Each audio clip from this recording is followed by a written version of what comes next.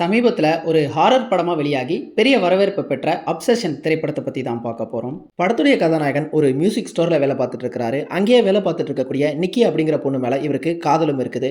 ஆனா இவருடைய உணர்வுகளை வெளியில சொன்னா இவங்களுடைய நட்புக்கு ஏதாவது பாதிப்பு வந்துருமோ அப்படிங்கிற பயத்துல இவர் அதை வெளிப்படுத்தாமலே இருக்கிறாரு. ஒரு தருணத்துல இவர் கதாநாயகிக்காக ஒன் விஷ் வில்லோ அப்படிங்கிற ஒரு பரிசு பொருளை வாங்குறாரு. இதனுடைய சிறப்பு அம்சம் என்ன அப்படின்னா, இது ஒரு குச்சி மாதிரி இருக்கும். அந்த குச்சியை உடைச்சு நாம ஒரு ஆசையை வேண்டினா அந்த ஆசை அப்படிங்கிறது நிறைவேறும். என்னதான் இதை கதாநாயகிக்காக வாங்கியிருந்தாலும் கதாநாயகனே இதை பயன்படுத்திடுறாரு. இந்த உலகத்திலேயே நிக்கிக்கு தன்னைத்தான் ரொம்ப பிடிக்கணும், தன் மீது தான் அவங்க அதீதமான காதல் கொண்டிருக்கணும் அப்படிங்கிற மாதிரி வேண்டிடுறாரு. இதன் பிறகு இந்த கதையில என்னென்ன நடந்தது அப்படிங்கிறது தான் இந்த அப்சஷன் திரைப்படத்தினுடைய மொத்த கதை. இந்த படத்துடைய சிறப்பு என்னன்னா, இந்த ஒரு எளிமையான கதைக்கு பொருத்தமான தனித்துவமான ஒரு கருப்பொருளை தேர்வு செஞ்சிருக்கிறாங்க. நாம காதலிக்கக்கூடிய நபர் திரும்ப நம்மளையும் காதலிக்கணும் அப்படிங்கிறது எல்லாருடைய ஒரு அடிப்படையான ஆசை தான். ஆனா இது இயல்பா நடக்க வேண்டிய ஒண்ணு. இது கட்டாயத்தின் பேர்ல நிகழக்கூடாது. அப்படி கட்டாயத்தின் பேர்லயோ அல்லது வேற ஏதாவது புறக்காரணங்கள்னாலயோ இது நிகழ்ந்தது அப்படின்னா அது என்னென்ன பிரச்சனைகளை உண்டாக்கும். என்னைக்காவது ஒரு நாள் இவங்க நம்மளுடைய காதலை ஏற்க மாட்டாங்களா அப்படின்னு நாம ஏங்கிக்கிட்டு இருந்த அந்த ஒரு நபர் நம்மளை திரும்ப காதலிக்க ஆரம்பிக்கிறாங்க. ஆனா அந்த ஒரு காதல் அப்படிங்கிறது ஒரு பித்து நிலைக்கு மாறினா என்ன நடக்கும், லவ் அப்படிங்கிறது அப்சஷனா மாறினா என்ன நடக்கும், என்னென்ன விளைவுகள் அது உண்டாக்கும் அப்படிங்கிறது தான் இந்த அப்சஷன் படத்தினுடைய ஒரு கோர் ஐடியா.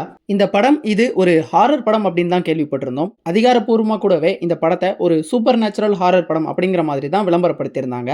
இந்த காரணத்தினாலேயே இது ஒரு பேய் படம் அப்படிங்கிற அந்த எண்ணம் தான் எனக்கு இருந்தது.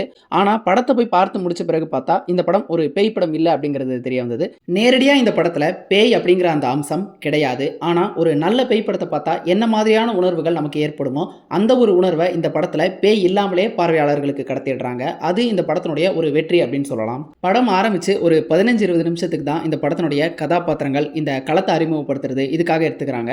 கதாநாயகன் அவருடைய அந்த ஆசையை வேணா அந்த தருணத்துல இருந்தே இந்த படத்துல அந்த பரபரப்பு அப்படிங்கிறது கொஞ்சம் கொஞ்சமா அதிகமாகிட்டே போகுது. இந்த ஒரு உணர்வை கொடுக்கறதுக்கு இவங்க வெறுமனே இந்த ஃபில்ம் மேக்கிங் டெக்னிக், அதாவது சவுண்ட் எஃபெக்ட்ஸ், லைட்டிங், எடிட்டிங் இதை மட்டுமே நம்பி இல்லாம திரைக்கதையில அதுக்கான அந்த மெனக்கடலை செலுத்தியிருக்காங்க அப்படிங்கிறது தெரியுது.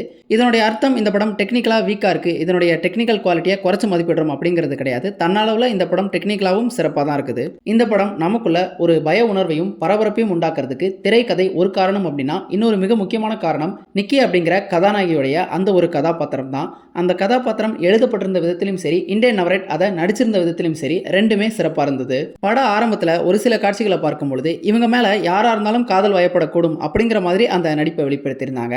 ஆனா கதையினுடைய அந்த முக்கிய திருப்பத்துக்கு பிறகு அவங்க கொஞ்சம் கொஞ்சமா அப்சசிவா மாற ஆரம்பிச்ச பிறகு அவங்களுடைய உடல் மொழியிலாகட்டும், உரையாடல்களை வெளிப்படுத்தக்கூடிய அந்த விதமாகட்டும், முக பாவங்களாகட்டும், இதுல எல்லாத்திலுமே பார்த்தீங்க அப்படின்னா ஆரம்ப சில காட்சிகளில் பார்த்த அந்த நிக்கிலேருந்து வேறுபடுத்தி ஒரு தனித்துவமான ஒரு பெர்ஃபார்மன்ஸை கொடுத்திருந்தாங்க.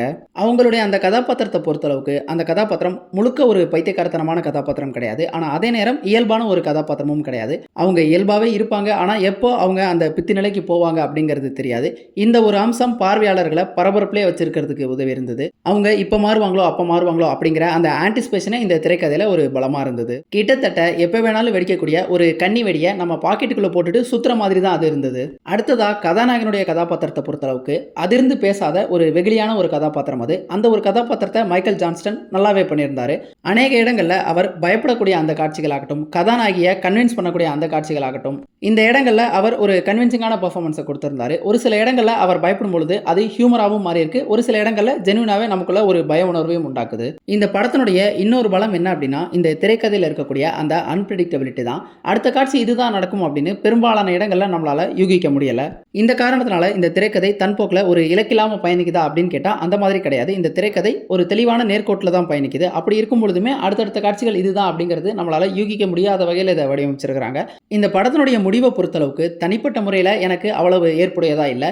இந்த படத்தினுடைய முடிவை இன்னுமே கூட ஒரு நாவல்ட்டியோட அப்ரோச் பண்ணியிருக்க முடியுமே, அதுக்கான சாத்தியங்கள் இந்த கதையில் இருக்குதே அப்படிங்கிற மாதிரி தான் எனக்கு தோணுச்சு. ஆனாலுமே இந்த முடிவை பார்த்து முடிச்ச பிறகு பார்வையாளர்கள் மத்தியில் ஒரு உரையாடல் அப்படிங்கிறது கண்டிப்பாக எழும். மொத்தத்தில் இந்த அப்சஷன் திரைப்படம் ஒரு சிறப்பான திரைப்படம் தான். தியேட்டர்ஸில் ட்ரை பண்ணி பாருங்க. ஆனால் சென்னையில் இந்த படத்துக்கு சப்டைட்டில்ஸ் இல்லை. ஆனாலுமே உரையாடல்கள் புரியக்கூடிய வகையில் தான் இருக்குது. விருப்பம் இருக்கிறவங்க ட்ரை பண்ணி பாருங்க.